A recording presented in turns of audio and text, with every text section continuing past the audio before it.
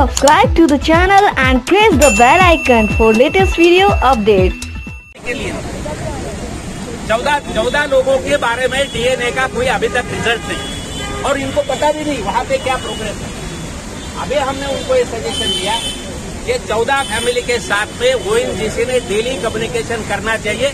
ये DNA test की क्या प्रोग्रेस है, उनकी बॉडी उनके फैमिली को मिलने के बारे में क्या व्यवस्था की जा रही है, कोई संभ्रम नहीं रहना चाहिए, कोई वेटिंग का कोई बात नहीं होना चाहिए, कम्युनिकेशन प्रॉपर होना चाहिए। उन्होंने उसके बारे में हाँ बोला है। तो ये स्थिति है, आप समझ सकते हो। मैं यहाँ पे कोई ये बात नहीं करना चाहता हूँ, हम सब दुखी है। पब्लिक सेक्टर कंपनी में, इतने बड़े कंपनी में 86 वर्कर एक साथ में समुद्र में डूबकर मरते हैं और ये पूरी फैमिली को ध्वस्त करने का काम होता है। ये हमने CITU ने बहुत सीरियसली लिया। जब ये बात हुई तब से हम बात करें हमारी नेशनल लीडरशिप से, हमारे MP लोगों से, FSUI के हमारे जो जनरल सेक्रेटरी थे मनोज यादव, जब से हमको इनपुट दे रहे और के लिए 14 लोगों के बारे में डीएनए का कोई अभी तक रिजल्ट नहीं और इनको पता भी नहीं वहाँ पे क्या प्रोग्रेस है। अभी हमने उनको ये सजेशन दिया कि 14 फैमिली के साथ में ओएनजीसी ने डेली कम्युनिकेशन करना चाहिए।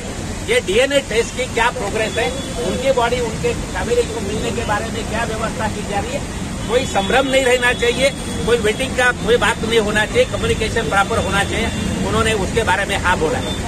तो ये स्थिति है, आप समझ सकते हो। मैं यहाँ पे कोई ये बात नहीं करना चाहता हूँ, हम सब दुखी है। पब्लिक सेक्टर कंपनी में, इतने बड़े कंपनी में 86 वर्कर एक साथ में समुद्र में डूबकर मरते हैं और ये पूरी फैमिली को ध्वस्त करने का काम होता है। ये हमने CITU ने बहुत सीरियसली लिया। जब ये बात हुई तब से हम बात करें हमारी नेशनल लीडरशिप से, हमारे MP लोगों से, FSUI के हमारे जो जनरल सेक्रेटरी थे मनोज यादव, जब से हमको इनपुट दे रहे और हमने ठान ली है कि किसी भी हालत में ये हमारे सब 86 फैमिलियों को न्याय मिलेगा, सही कॉम्पेंसेशन मिलेगा। अब जो कंपनी के कारण, जो मैनेजर लोगों के कारण, जो मालिक के कारण ये नुकसान हुआ है, ये डेथ हो गई, उसको शिक्षा होनी चाहिए।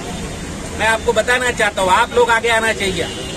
हम उनके ऊपर, हमारे बच्चों के मृत्यु के कारण, उनके कारण ये मृत्यु हो गया है, उन्होंने ये खून किया है, मर्डर किया है, ये हम केस उसके ऊपर दाखिल करने वाले हैं। हमारी पुलिस डिपार्टमेंट से भी बात हो गई है।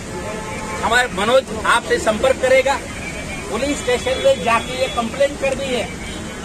बम्बई में जो लोग हैं वो यहाँ पे कंप्लेंट करेंगे, दूसरे जगह पे जो लोग होंगे वहाँ पे करेंगे।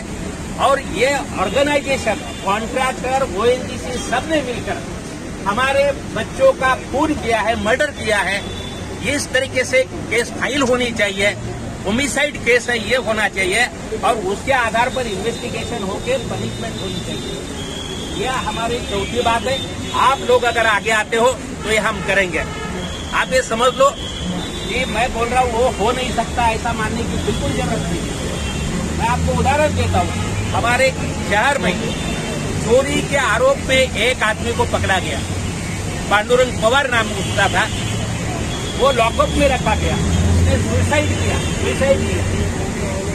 कोई कानून नहीं था उसके बारे में कॉम्पेंसेशन मिलने का, मगर हमने उसके पुलिस स्टेशन के सभी अधिकारी के ऊपर केस किया और पुलिस अधिकारी के सैलरी से 5 लाख रुपए का कॉम्पेंसेशन, ये 15 साल पहले की बात है, 15 साल पहले की बात है। 5 लाख रुपए सैलरी से कट के वो फैमिली को दिया।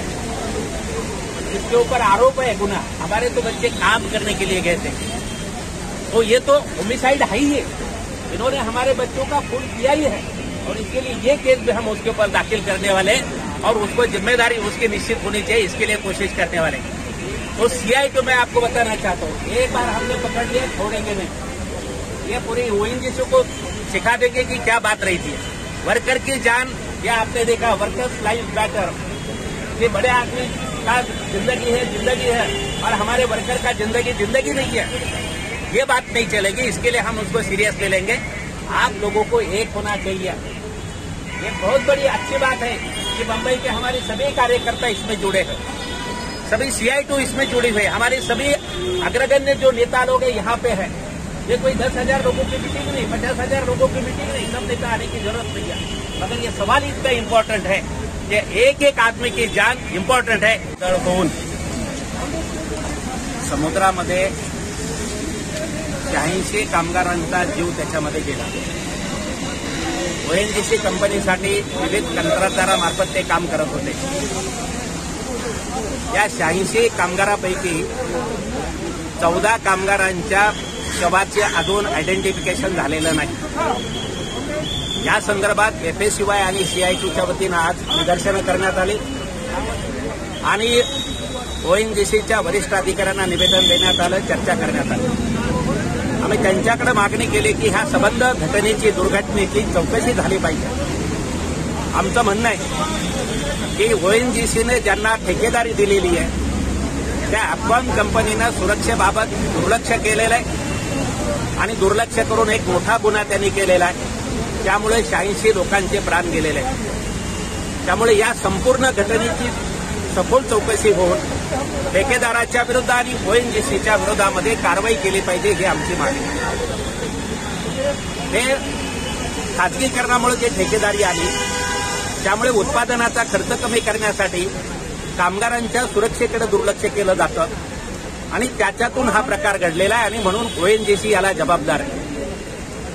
हा 86 कामगारांचा खून आहे, हे आमचं म्हणणं आहे आणि म्हणून मनुष्यवधाचा गुन्हा ओएनजीसी आणि अफगाण कंपनीच्या विरुद्ध दाखल केला पाहिजे, अशी आम्ही मागणी केलेली आहे. त्याचबरोबर या कुटुंबांना नुकसान भरपाई दिली पाहिजे आणि ती फक्त वर्कमन कॉम्पेन्सेशन ऍक्टच्या माध्यमातून नाही तर त्याचा वेगळा विचार करून या कुटुंबाचं पुनर्वसन होईल अशा पद्धतीनं 1 कोटी रुपयाची नुकसान भरपाई दिली पाहिजे, अशी आज आम्ही मागणी केली. आणि कामगारांचा जिवंत असतानाचं वेतन हे त्या कुटुंबाला चालू ठेवलं पाहिजे, अशी आम्ही मागणी केली. या संदर्भात अधिकाऱ्यांशी चर्चा झाली. त्यांनी या संदर्भात सकारात्मक विचार करण्याचं मान्य केलं. या दुर्घटनेची संपूर्ण चौकशी सुरू असल्याचं त्यांनी सांगितलं आणि नुकसान भरपाईबद्दल लवकरात लवकर कळवण्यात येईल, असंही त्यांनी आश्वासन दिलेलं आहे. आज सीटू आणि एफएससीआयने हे आंदोलन शांततेने केलेलं आहे. ओएनजीसीच्या अधिकाऱ्यांनी याच्याबद्दल तातडीने निर्णय घेतला पाहिजे.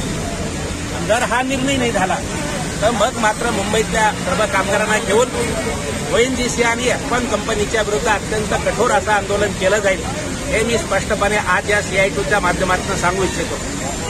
आम्ही आज शांततेने बोललेलो आहे, त्याचा गैरअर्थ काढता कामा नये.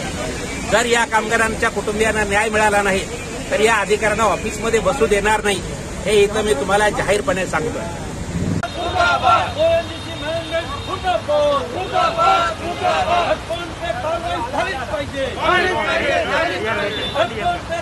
झालीच पाहिजे.